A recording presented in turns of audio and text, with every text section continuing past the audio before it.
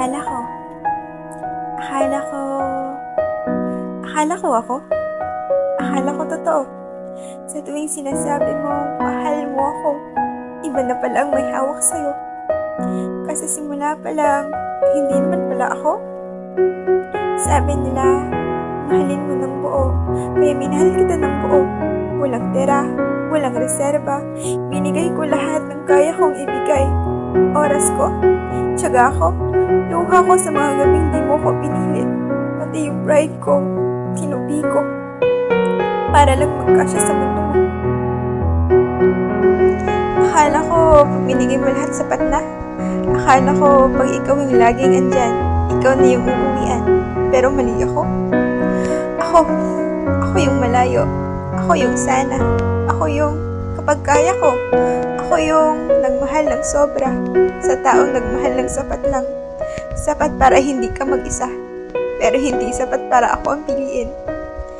Bakit mo ba hinahanap mo pa sa kanya yung kaya ko na mag-ibigay sa'yo? Akala ko nga kasi ito na eh.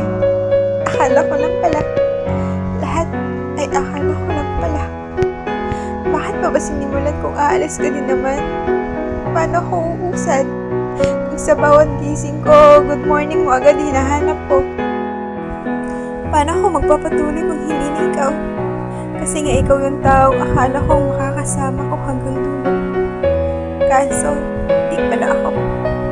Paano na yung mga sana ko kung hindi ikaw ang kasama ko? Yung sana na hanggang altar sana.